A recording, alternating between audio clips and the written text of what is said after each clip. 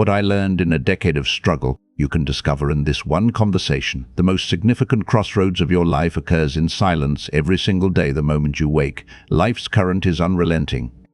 The sun ascends, the planet turns, and the clock's hands sweep forward with absolute indifference to your readiness. Each dawn is a summons, a reminder you're still in the arena, but it is also a quiet warning: hesitate, and you will be left watching from the shore. Consider what you've already witnessed fade. Friendships that seemed unbreakable have drifted. Careers you thought were permanent have dissolved. The world offers no pause button for your fatigue, your heartache, or your indecision. This brutal neutrality is precisely why your mornings are sacred. They are your daily reset, your private command center to decide, will today be a replica of yesterday, or will it be a step toward a different future? The liberating, difficult truth is this: nobody is coming to rescue you. People are consumed by their own battles.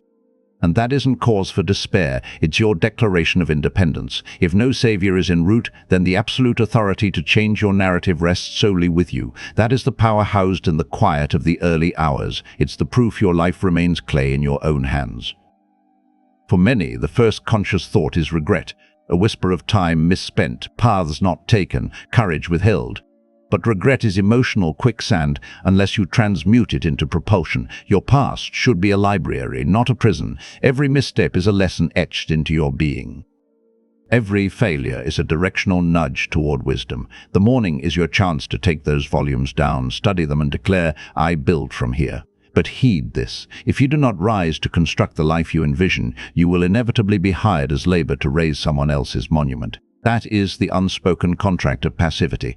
Drift, remain unfocused, wait for a mythical right time, and you will spend your years enriching another's vision while yours gathers dust. In this pursuit, silence is not emptiness, it is strategy. Operate quietly, shield your intentions. Let your triumphs be known through their impact, not your announcements. People, often without malice, can smother dreams with doubt, envy, or unsolicited counsel. To share your blueprint prematurely is to expose a sapling to a storm. The Stoic principle of indifference to external opinion remains vital armor. Build in the shadows. Guard your focus. Allow your results to speak when they are undeniable. Finally, be ruthless in curating your counsel. The modern world is a cacophony of opinions. But if the advisor does not embody a life you would choose for yourself, their words are mere noise. Select your mentors with discernment, tune out the static, align only with those whose existence reflects the outcomes you seek. These are not mere platitudes. They are operating principles for a life of agency, forged through years of trial, error, and reflection. My aim is to compress that decade of learning for you. Let's walk through these 7 pillars now. By the end, you will possess a blueprint to meet each morning with unshakable resolve. If this perspective resonates, please like this video. It fuels our mission here at Mindshift Philosophy. Principle 1. The world offers no waiting room. Life is not a patient concierge. It does not pause, rewind, or grant extensions. The most seductive lie we tell ourselves is, "I have time." We defer to tomorrow, next month, someday, but someday is a date that never appears on the calendar. If you harbor a dream, sense a necessary change, or carry a quiet ambition, understand this: the universe's rhythm does not sync to your comfort or courage. It proceeds. When you open your eyes, the race is already underway. Someone right now is executing the plan you're still outlining. Someone is training while you linger in bed. The global mechanism does not downshift for your hesitation. The Stoic Emperor Marcus Aurelius wrote to himself, "You could leave life right now. Let that determine what you do and say and think." His point was the acute awareness of mortality, the ultimate deadline. You do not own tomorrow. You possess only this moment, this breath, this fresh morning. Its use is your ultimate leverage. Reflect on the opportunities already lost to the siren song of later.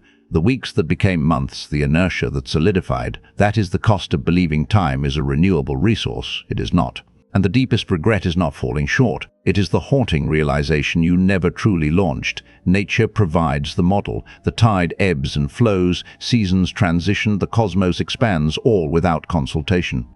You can align with this forward momentum through daily action, or you can resist and be dragged by it, but the motion is constant. What does this mean for your dawn? It means your first conscious choices set the trajectory for all that follows. Begin with intent, and you harmonize with life's flow.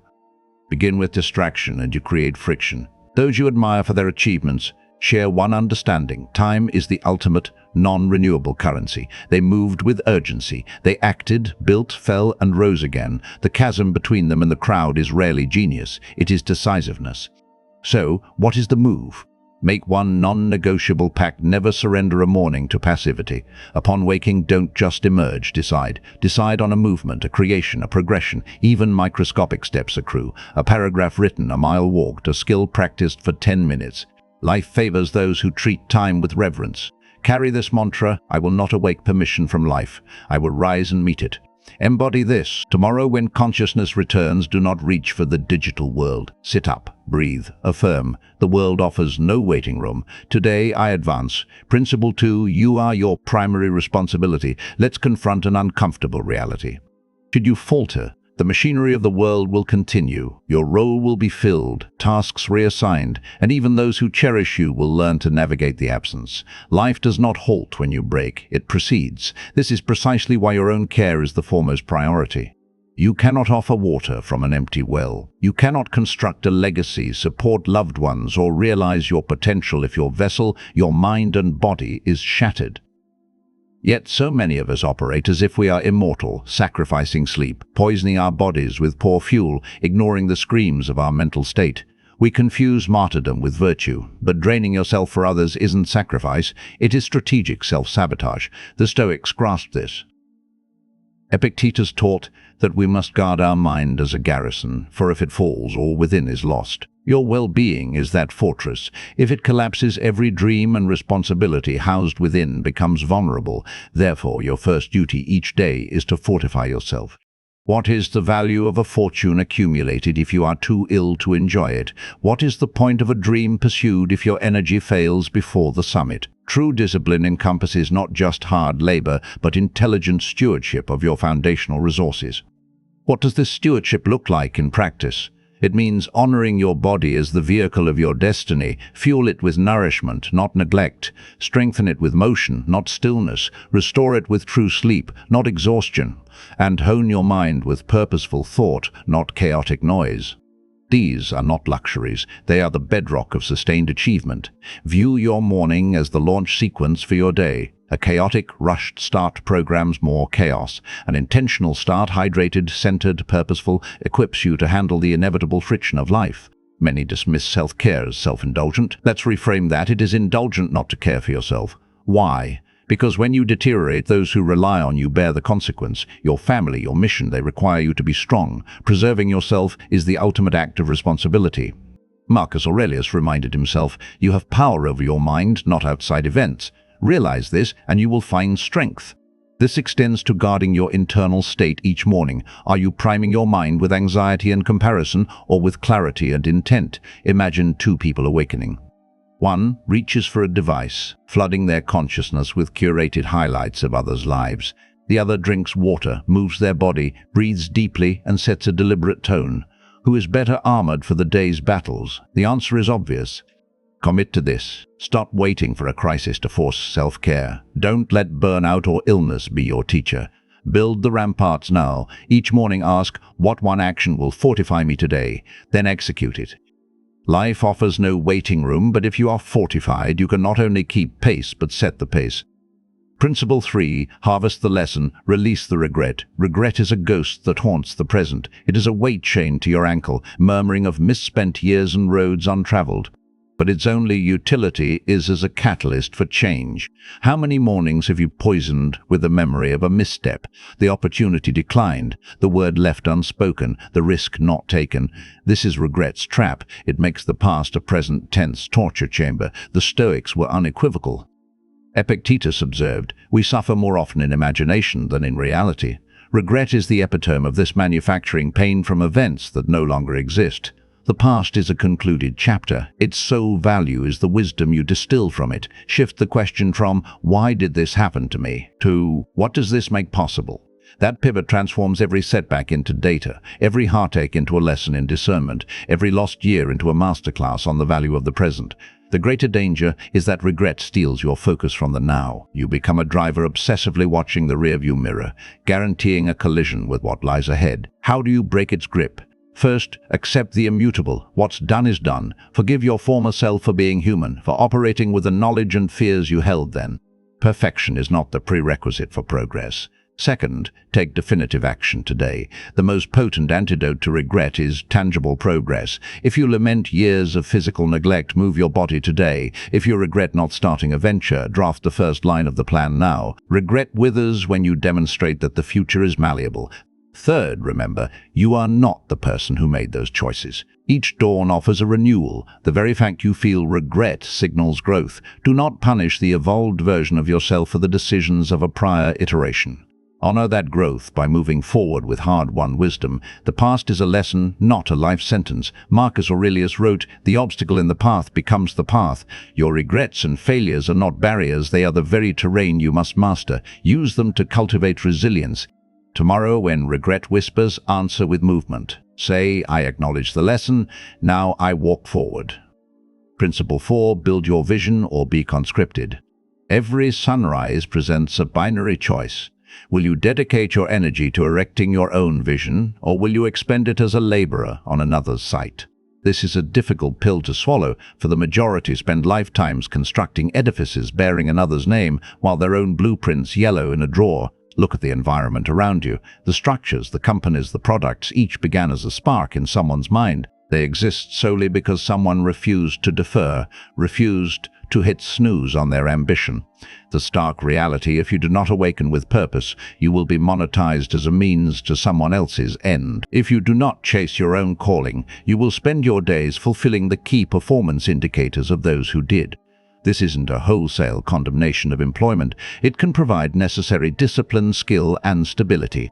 But if it becomes the totality of your contribution, if your own dreams are entirely subjugated, you have surrendered your most vital offering to the world, your unique potential. The Stoics believed in living in accordance with one's nature. This means applying your distinct gifts toward something meaningful. Marcus Aurelius questioned his own worth against the scale of his aspirations. Ask yourself, are my ambitions authentically mine, or are they inherited scripts? Building your vision doesn't mandate quitting your job tomorrow. It mandates carving out sacred, non-negotiable time daily to invest in what ignites you. Right before the day job begins, study after the household sleeps, prototype on weekends. Velocity is secondary to direction. The critical point is that you are in motion. Because every morning you delay, your dream remains a sketch, while someone else's becomes a skyscraper. View the early hours as stolen, silent territory. Before the world's demands encroach, you have a pristine window to plant seeds for your future. Most forfeit this territory to distraction. Builders claim it for creation. Let's be clear, the path of creation is rugged. You will encounter doubt, fatigue, and failure. But what is more arduous? Facing those challenges for your own cause, or spending decades building for another, only to confront the hollow question, what did I build for me? So each morning, perform a simple audit. Whose dream receives my prime energy today?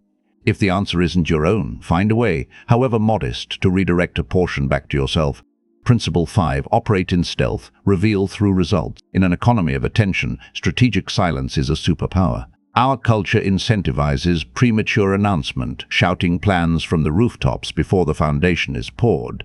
But this invites interference, doubt, envy, and unconscious sabotage. The lesson is this: work in stealth. Let milestones speak for themselves. When you conceal your intentions, you protect them. Think of a dream as a seed planted in fertile soil. If you constantly unearth it to show others, it cannot establish roots. But if you tend to it privately, with patience and consistency, it grows resilient and deep. People are not always allies to your ascent. Sometimes, even from those close, your progress can trigger their own insecurities about stagnation. Broadcasting your every move gives them the opportunity, often unintentionally, to sow seeds of doubt. Is that realistic? What about the risk? That external static can distort your own internal signal. The Stoics warned against being enslaved to external opinion. Epictetus taught that freedom diminishes in proportion to your hunger for approval. Silence liberates. It allows you to work unimpeded by others' expectations, focused purely on execution. Consider history's monumental figures. They did not live tweet their process. They worked diligently, step by incremental step, until their output was so substantial it commanded attention on its own merit. True authority is earned, not announced. Celebrating privately is equally critical. Public fanfare can attract envy or complacency. It can trick the psyche into feeling the work is complete. Quiet satisfaction, however, maintains hunger. It preserves energy and focus for the next climb.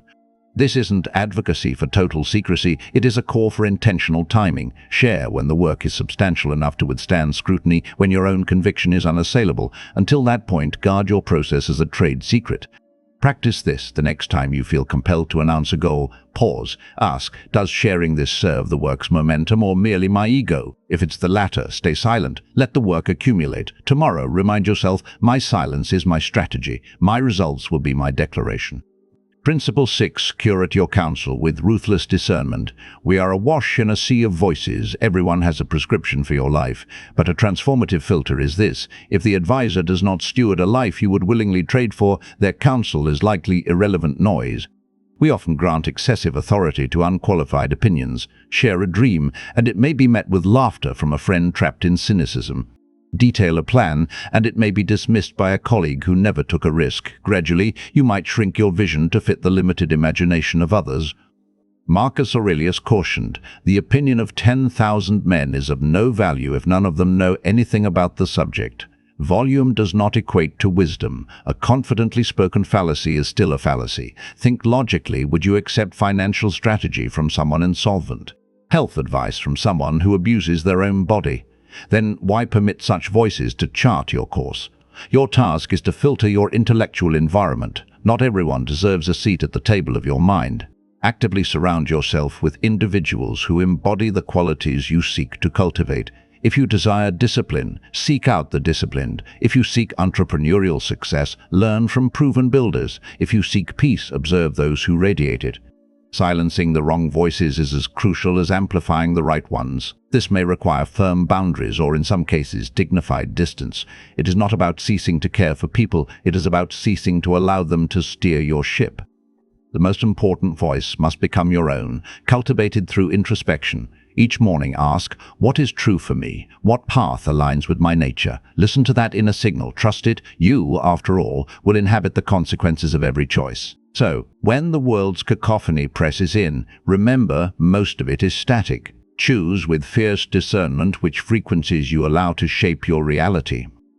Principle 7. The universe respects the deposit, not the alibi. If dawns have taught one universal law, it is this: reality is indifferent to your excuses. It responds only to your applied effort.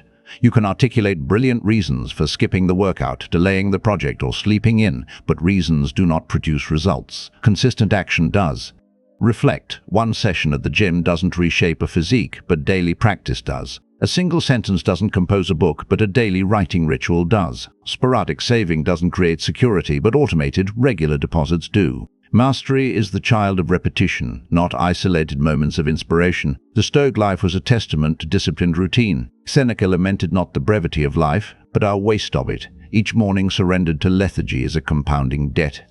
Each small, disciplined act is a compounding investment. The might of consistency lies in its silent, cumulative nature. You may not perceive change day to day, which is where most abandon the path, seeking dramatic overnight transformation, but mornings are not for harvest, they are for sowing.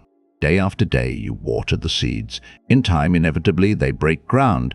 Excuses, conversely, enact a quiet erosion. They seem harmless in the isolated instance, just this once, but one capitulation makes the next easier, forming a pattern that, over years, defines a life of underachievement. Excuses have pilfered more destinies than any outright failure.